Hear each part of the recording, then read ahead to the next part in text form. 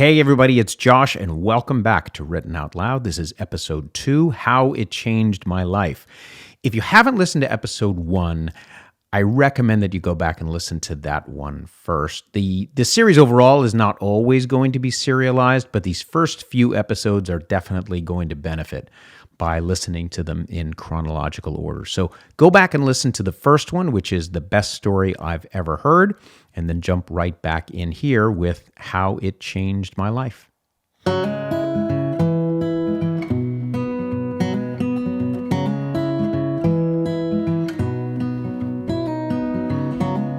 Welcome back to Written Out Loud. This is episode 2. I assume you are caught up, that you have listened to episode 1, the best story I've ever heard.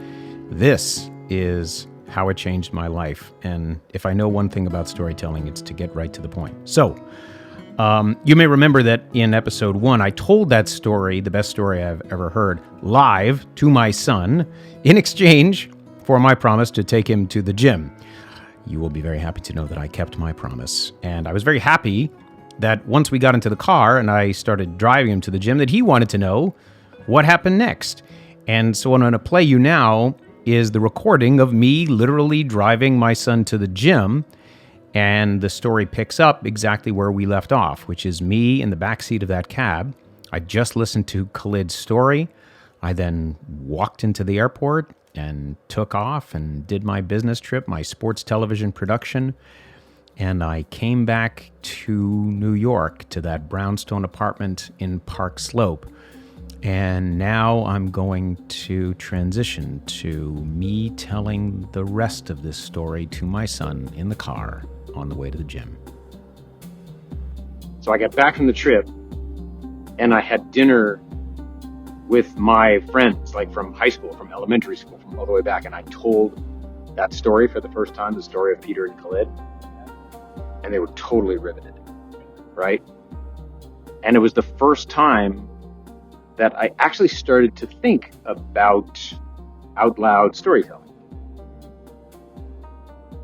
It was so powerful just to see the life get sucked out of everyone as I was telling the story. I'm not even taking credit for this because it's Khalid's story. You know what I mean? But I started paying attention to that power. You know what I mean? Like I'd been writing screenplays and failing for 11 years. So I was 32 years old and I'd been writing like screenplay after screenplay and sending them everywhere and getting nowhere. Mm-hmm. But that moment, when I was 32, I started paying attention to the power of what the actual like out loud version of the story was, right? Then this other crazy like turning point moment happens in my life. A good friend of mine named Alex also called me from LA, just like Peter called me from LA. Both of these stories hinge on phone calls coming in from Los Angeles. So Alex and I were very good friends, but Alex was definitely further along in his pursuit of success in Hollywood than I was. Alex was, and remains, by the way, a cinematographer, which is to say the cameraman, and he was brilliant. And he was just coming off of a pretty incredible success. He had made a short film that was nominated for an Academy Award. This was the first time that anyone in my world had gotten anywhere near the Academy Awards before. And so when Alex called me up, he had a bit of traction in Hollywood, which was pretty much the opposite of my situation. I was not only nowhere, but, suddenly dealing with real responsibilities in life. I had a wife and a 6-month child. And when Alex called me, I was strongly considering hanging it up and giving up the dream. And Alex knew this. And yet he called and said, before you retire, I want you to write one more screenplay. And I said, Alex, I don't think I'm any good at it. I have tried and tried and tried, and all of the screenplays that I have been writing and typing and sending out into the world have not gone anywhere. And Alex said, look, you can write one more. I've got real people on the hook, real people who can get stuff done. They will read your script, and this director and I are actually in a good position to maybe even get the movie made. And I said, okay, well, what movie do you want to make? What's the story? And Alex said, I want you to write about soccer hooligans.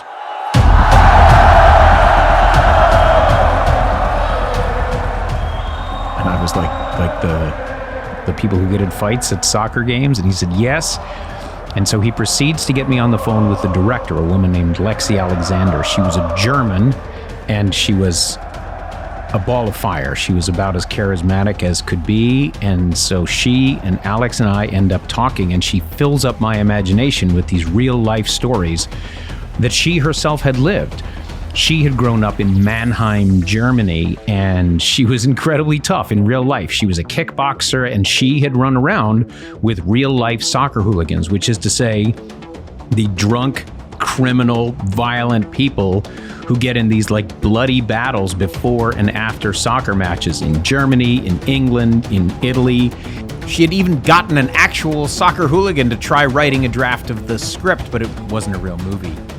I didn't know anything about soccer hooliganism, but Lexi was so persuasive and so charismatic that I said, yes, I'll write your screenplay about soccer hooligans. And I hung up the phone and I began pivoting back to my real life, at which point I realized I actually had no time. I did not have the time to write a screenplay about soccer hooligans. I was working a day job at a nightmarishly hacky reality show, and it was a grind. I was working pretty much all of my waking hours, and my wife was working as a teacher, and every waking hour that we had when we weren't working, we were taking care of the 6-month-old child. If you have a 6-month-old child or have ever had a 6-month-old child, you know that they take up about 150% of your life and energy.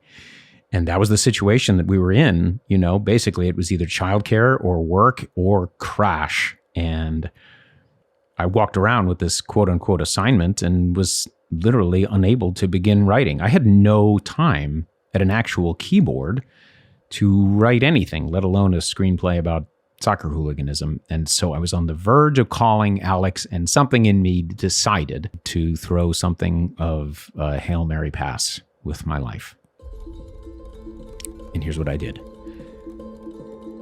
I woke up at 5 o'clock every morning, and my 6-month-old would be up with me. My wife was still sleeping, and I would put my son into one of those baby backpacks that you see young dads in Park Slope walking around with, and I was one of those young dads. So at 5 a.m. before the sun was up, I would put Owen in one of those baby backpacks. In my left hand, I would put my dog on a leash, and in my right hand, I got an old-fashioned tape recorder, and I would walk out to Prospect Park.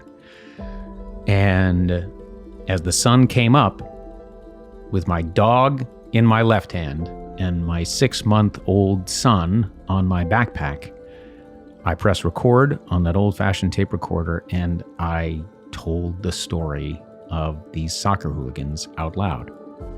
It was completely by necessity. If I had had a window of time to sit and type the old-fashioned way that I used to be writing screenplays, I would have done it. But the necessity of my life dictated that all I could do was actually tell the story out loud. I literally only had one hand. And when the caffeine started to hit me, I found that the writing process, the quote-unquote writing process, actually started to drift into acting. And I started to actually perform the screenplay out loud. I was a pretty shitty actor in college, and so I would just basically be imitating, Clockwork Orange voices and, just Monty Python voices in my head as I made up this story of this young American kid who went over to England and became embroiled in this gang of soccer hooligans. And I did it every single day with that same methodology. I must have looked like an absolute madman to everyone else walking past me with their dogs in Prospect Park. But with dog in one hand, tape recorder in the other, I dictated and performed the story that I would come to call Hooligans. I did this for about 2 months. At the end of every morning, I would go back to my apartment, hand my baby back to my wife, get ready for work, and on my way in, taking the F train in from Park Slope, I would transcribe hurriedly into my little laptop the work that I had dictated into the tape recorder with one of those old-fashioned earpieces. Again, this is 2002. There's not even an iPhone or a voice memo at the time. But after a couple of months, the work actually went rather quickly. The screenplay was done. And I sent it in to Alex and Lexi, and my whole life began to change. To this day, I do not know the degree to which I was thinking about Khalid telling me his story out loud. And I'll be honest with you, I don't even really know if the Khalid cab ride came first.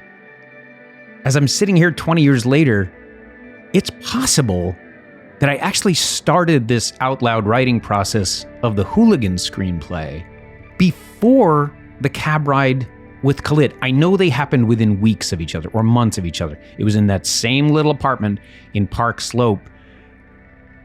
It was just an idea that was kind of ready to be born.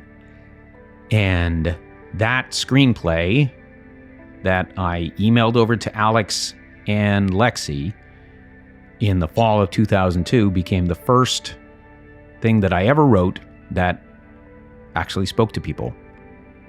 Pun totally intended. The speaking origin of the screenplay translated into an entirely different kind of connection with the people who read it.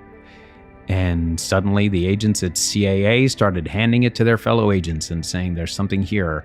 And literally within months of me sending that thing in, I had an agent, I had a manager, and suddenly the surface of my life changed. And I suddenly became a professional screenwriter after 12 years of absolutely nothing. And within a year, that screenplay, Hooligans, was being filmed as a movie starring Elijah Wood, the lead actor, Frodo Baggins, from The Lord of the Rings. And it became the movie Green Street Hooligans, released in 2005. And suddenly I find myself on a plane to Hollywood.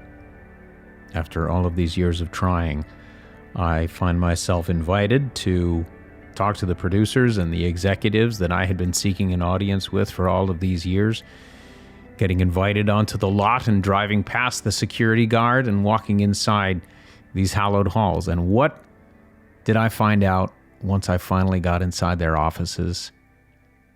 The secret that nobody told me, and that I doubt anybody told you. It all comes back to Khalid. That's in our next episode. The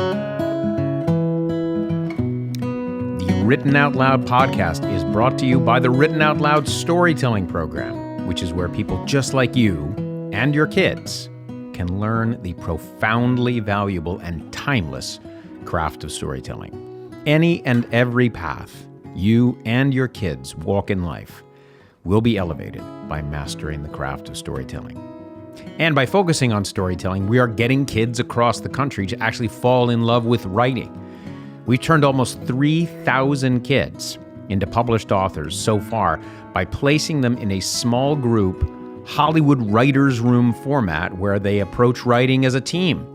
They practice out loud storytelling as well as writing, and they dive deep into their favorite stories like Marvel, Star Wars, Harry Potter, Percy Jackson, Pixar, and Disney.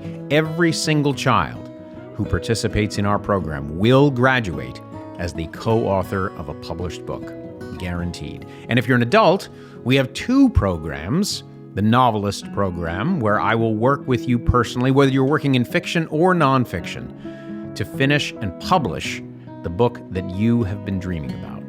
And I am also running a Game of Thrones Hollywood Writers' Room fantasy camp, where you can actually join a virtual Hollywood Writers' Room led by me. And together, we are going to write the Game of Thrones ending we actually wanted to see, the one you actually wanted to see. I am so psyched to do this. If you're a Game of Thrones fan, or if you have a novel that you want to write, check out our adult programs at writtenoutloud.org. It is all happening. 2023 is your year. It's the year we transform you and your child, if you have a child, into joyful, habitual writers and published authors. Go to writtenoutloud.org, register for a program, and I will hand you a copy of your published book this year at StoryCon 2023 on the campus of Yale University. Thank you for listening. Do not forget to subscribe to get the next episode in your feed. Writers write words. Storytellers write the world. I'm Joshua Shelov. See you next time.